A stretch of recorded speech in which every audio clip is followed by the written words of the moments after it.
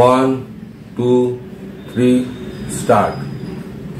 নমস্কার, আমি তরুণ ঘোষ। বাংলাদেশ হাসিনাকে ফেরত পাওয়ার জন্য এবার ভারতের উপরে চাপ সৃষ্টি করতে শুরু করলো। কাদের নির্দেশে কাদের এতে হচ্ছে সে তো বোঝাই যাচ্ছে, কিন্তু অফিসিয়ালি বাংলাদেশের সুপ্রিম কোর্টের বার অ্যাসোসিয়েশন ভারতের কাছে আবেদন করেছে যাতে হাসিনাকে শীঘ্র অ্যারেস্ট করে বাংলাদেশের হাতে তুলে দেওয়া যায়। Bangladesh supreme court bar association Sheikh হাসিনাকে গ্রেপ্তারের জন্য ভারতের প্রতি আহ্বান জানিয়েছে, বিক্ষোভ ছড়িয়েছে কেন্দ্রীয় ব্যাংকে। ইন্ডিয়া টুডে একটা স্ক্রলও চালাচ্ছে ব্রেকিং নিউজ বলে, এই স্ক্রলটাও দেখাচ্ছি আর সঙ্গে খবরটাও আমি পড়ছি। বাংলাদেশের সুপ্রিম কোর্ট বার অ্যাসোসিয়েশন তার ক্ষমতাচ্যুত প্রধানমন্ত্রী শেখ হাসিনাকে প্রত্যর্পণের জন্য ভারত সরকারের কাছে আবেদন করেছে। বাংলাদেশের সুপ্রিম কোর্ট বার অ্যাসোসিয়েশনের সভাপতি AM মাহবুব উদ্দিন খোকন মানবাধিকার লঙ্ঘনে জড়িত থাকার অভিযোগে শেখ হাসিনা ও তার বোন রেহেনাকে গ্রেপ্তার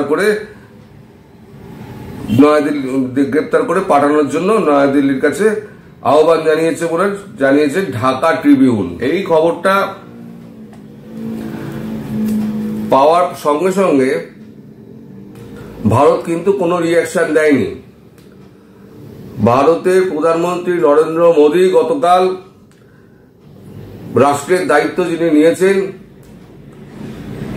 ক্ষমতার দায়িত্ব যিনি নিয়েছেন, সেই মোহাম্মদ ইউনিস তাকে একটি শুভেচ্ছা বার্তা পাঠিয়ে ভারতের সঙ্গে বাংলাদেশের রিলেশন আবার আগের মতো ঠিকঠাক চলবে বলে তিনি আশা প্রকাশ করেছেন এবং ওখানে যে সমস্ত সংখ্যালঘু আছে তাদের নিরাপত্তার ব্যবস্থা করার জন্য অনুরোধ জানিয়েছেন। এটা গেল অফিসিয়াল দিক। আনঅফিসিয়াল দিক হচ্ছে এবার ভারত বুঝতে পারছে যে কাদের নির্দেশে এই জিনিসটা হচ্ছে। কারণ 5 তারিখ হাসিনা ঢাকা ছাড়ার পর 7 তারিখ মানে পরশুদিন 3টে চীনে গোয়েন্দা জাহাজ বঙ্গোপসাগরে আন্তর্জাতিক জলসীমার কাছাকাছি ঘোরাফেরা করতে শুরু করেছে। এই খবর যখন ভারতের কাছে আসে, ভারত তখন 2টো যুদ্ধ জাহাজ বঙ্গোপসাগরের দিকে রওনা করিয়ে দেয়। আন্তর্জাতিক জলসীমার কাছাকাছি মধ্যেই তারা আছে, কিন্তু বাংলাদেশের উপকূলের কাছাকাছি। 2টো জাহাজই বাংলাদেশ উপকূলের কাছাকাছি। এদিকে আমরা 4 দিক দিয়ে বাংলাদেশকে ঘেরার প্রস্তুতি শুরু হয়ে গেছে।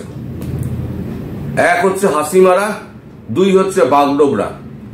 2টো এয়ারবেসকে তৈরি রাখা হয়েছে এবং যে 5টি রাজ্য বাংলাদেশের সঙ্গে সীমানা ভাগ করেছে সেই সমস্ত রাজ্যগুলো সীমানায় সমস্ত সৈন্য পাঠানো শুরু হয়ে গিয়েছে। বিমানপথে নজরদারির জন্য 2টো বেস তৈরি রাখা হয়েছে। সীমান্তগুলোকে নজরদারি রাখার জন্য সৈন্য পাঠানো হচ্ছে এবং সমুদ্রপথে নজরদারির জন্য 2টো জাহাজকে মোতায়েন করে রেখে দেওয়া হয়েছে। বাংলাদেশ তো খুব লাফাচ্ছে। বাংলাদেশের মানুষ হিন্দু এবং সংখ্যালঘুদের উপরে এত অত্যাচার করছে, মা বোনেদের গাড়িতে তুলে নিয়ে চলে যাচ্ছে, সেই ভিডিও প্রকাশ হচ্ছে। কি অমানসিক অত্যাচার! কিন্তু মোহাম্মদ ইউনুস তিনি ভারতের সঙ্গে সুসম্পর্ক চাইছেন।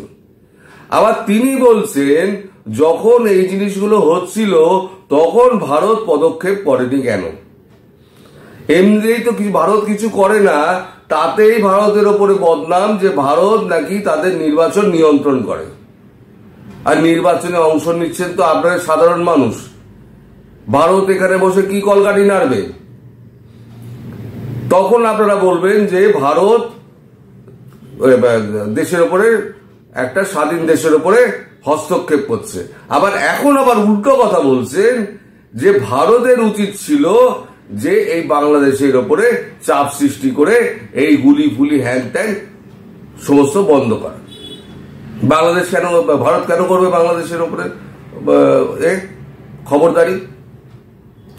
যদিও আমি আনঅফিসিয়ালি যেটা জানতে পেরেছি যে ভারত প্রতি মুহূর্তে হাসিনার সঙ্গে যোগাযোগ করে এতটা কঠোর না হওয়ার বার্তা কিন্তু ভারত দিয়ে আসছিলেন প্রধানমন্ত্রী মোদী।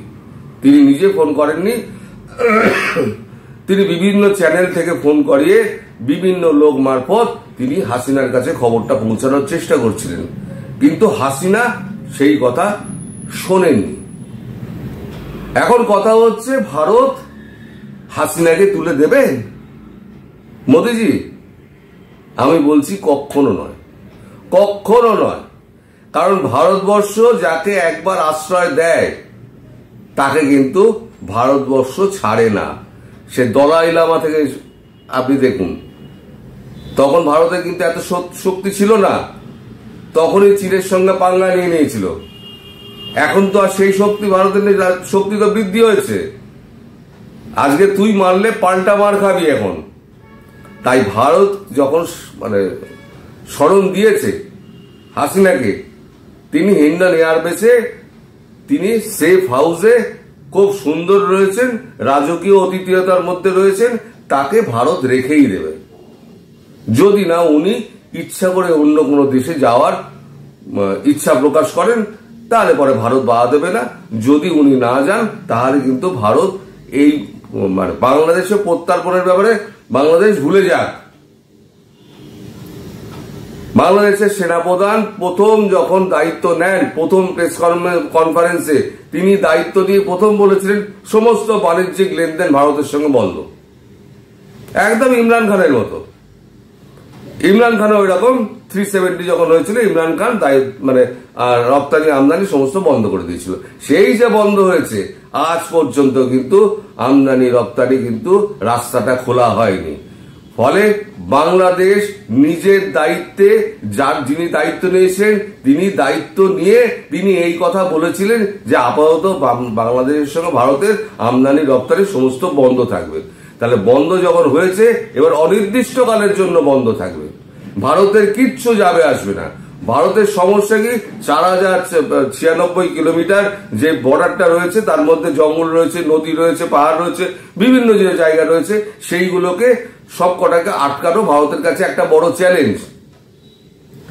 এই সমস্ত জায়গাগুলোকে আটকানোর একটা পথ খোঁজা হচ্ছে এবং খুব শীঘ্রই সেটা বন্ধ হয়ে যাবে, খুব শীঘ্রই বন্ধ হয়ে যাবে।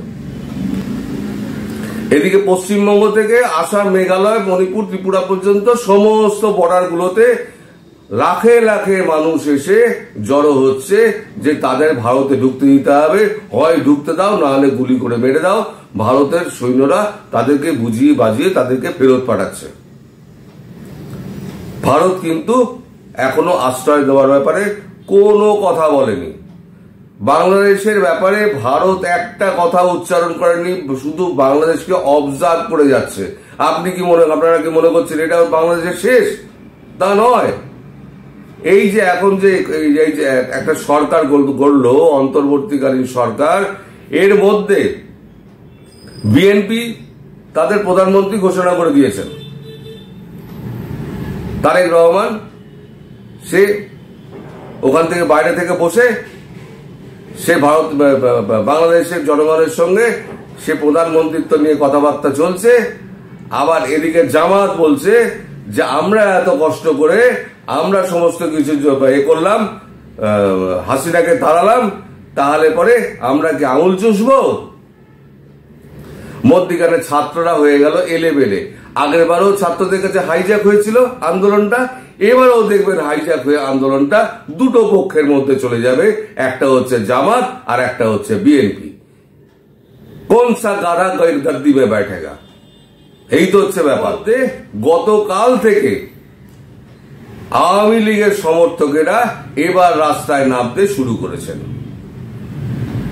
বা শেখ হাসিনার ছেলে জয়, তিনি যে ভিডিও বার্তা দিয়েছেন বাংলাদেশের সমস্ত আওয়ামী লীগের কর্মীরা সমস্ত সেফ থাকুন এবং একত্র হন, আমরা কিন্তু এত তাড়াতাড়ি ছেড়ে দেব না, তার ভিডিও বার্তা পাওয়ার পর বাংলাদেশের সমস্ত আওয়ামী লীগ যারা পালিয়েছিল তারা সমস্ত একদম লাঠি বাটি নিয়ে রাস্তায় নেমে মিছিল করতে শুরু করেছে।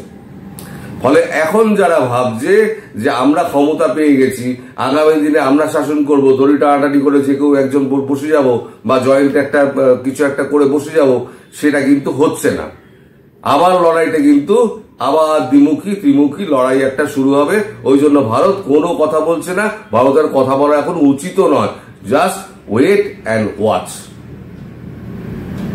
ভারত এখন এই নীতি নিয়েছে, এখন দেখা যাক এই অবস্থা কোথায় গিয়ে দাঁড়ায়। সবাই ভালো থাকবেন, সুস্থ থাকবেন এবং সাবধানে থাকবেন। নমস্কার।